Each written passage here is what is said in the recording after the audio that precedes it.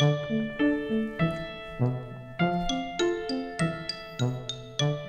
everyone, Matt again here to talk about some of the comics that I'm most looking forward to this week, February 20th, 2019.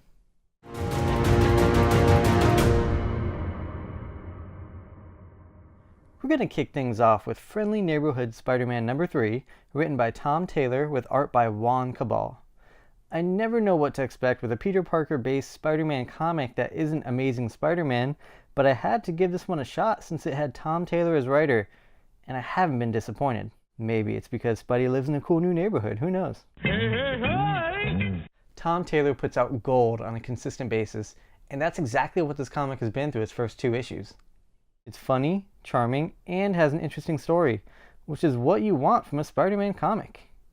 Add in Aunt May keeping a devastating secret from Peter, and this Spidey book is something that every Spider-Man fan should pick up.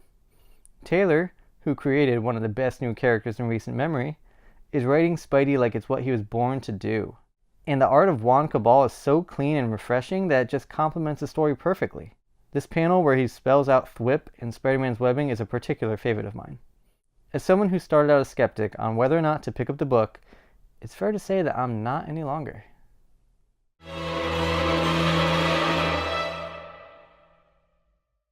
Exorsisters number 5 has been a pleasant surprise for me. Ian Boothby has delivered a fun story about a girl whose mother sold her soul to demons, and by the time she was able to get it back, her soul had changed so much that they couldn't be joined back together. Now, working with her twin sister, they work for hire to retrieve souls from hell, or wherever they may be, but some souls are just too far down the pisser.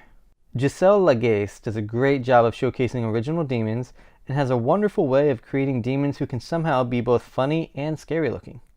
She also does a great job differentiating between the 2 sisters to make them look completely different. And believe me, as someone with a twin, that's not always easy to do. This comic was something I tried on a whim, and I'm glad I did. This is a funny and unique story that I would recommend any fan of indie comics to get.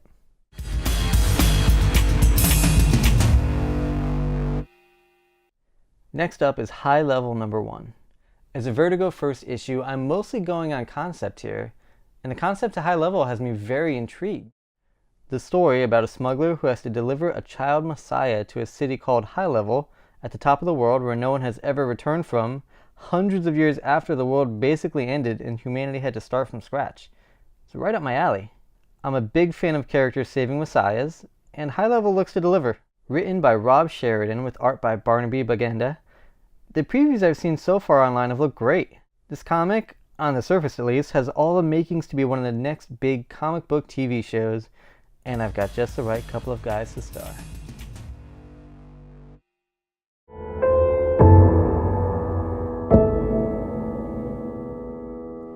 Naomi number 2, written by Brian Michael Bendis and David F. Walker, is the next comic I'm looking forward to. I purchased this comic because of Walker and Bendis, who start to unravel an intriguing mystery about our protagonist who lives in a small, seemingly boring town where nothing happens, until Superman happens. That leads Naomi to start down a rabbit hole of whispers about an event that happened many years before, an event that happens to coincide with the day she was adopted. Everybody nowadays either has a secret or one that they're trying to figure out. This seems like DC is about to hit a home run with a new character, and I'm excited to be there on the ground floor, and you should too. Throw in the absolutely phenomenal artwork of Jamal Campbell.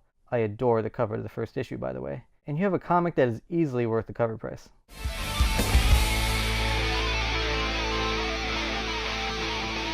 Venom number 11. Donny Cates and Ryan Stegman's Venom series has been fantastic thus far.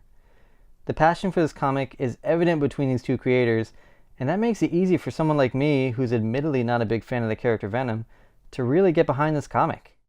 The thing I like most about Donny Cates is how he's such a big idea guy. Whether it's God Country, Thanos, or Venom, among others, all his stories seem to have such substance and weight behind them. In particular, his Marvel stories feel like stories that you can't ignore, and as a fan of this universe with decades of continuity behind it, I love that. This issue, Joshua Cassara joins Stegman on art, which complements the style of the Venom artist very well. Overall, this run of Venom looks like it's going to be one of the greats. I highly recommend getting on board now while you're not too far behind.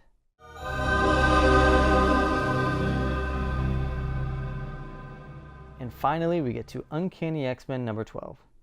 I loved the last issue, which saw Cyclops, the main one, make his triumphant return to a world where there are no X-Men. After being brought back by Kid Cable, you know, the one who killed the real Cable, my favorite character.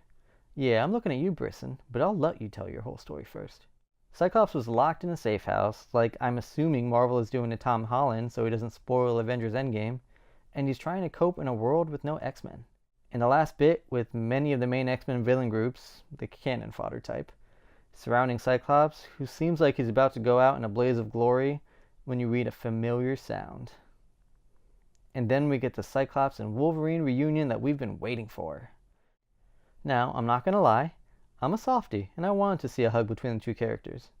But I'll take what we got. Matthew Rosenberg takes over solo duties as a writer, and as a big fan of him, I'm looking forward to seeing more. In the scene with Blindfold, it was tough to read, but in a good way.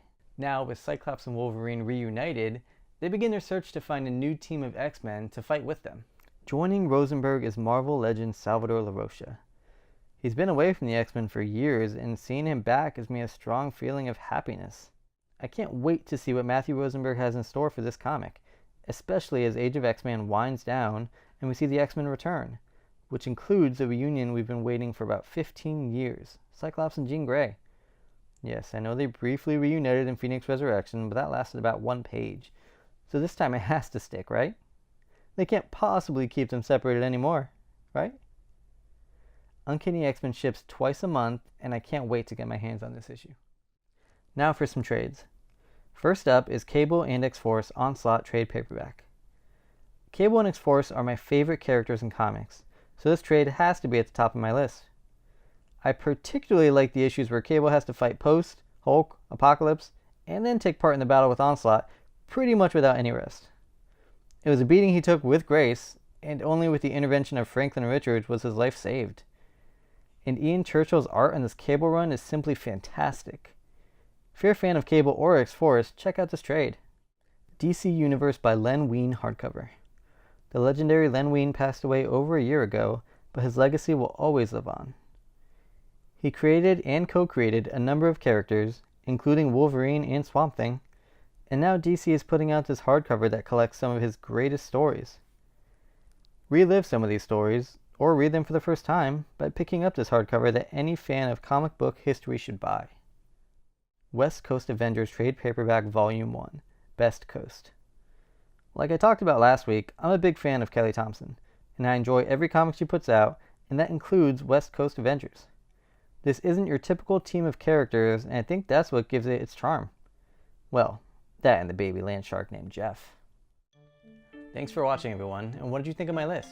Did you agree? Did you disagree? What are some of the comics that you're most looking forward to this week? Let me know in the comments below. Thanks for watching, and hope to see you next week as I talk about some of the comics that I'm most looking forward to.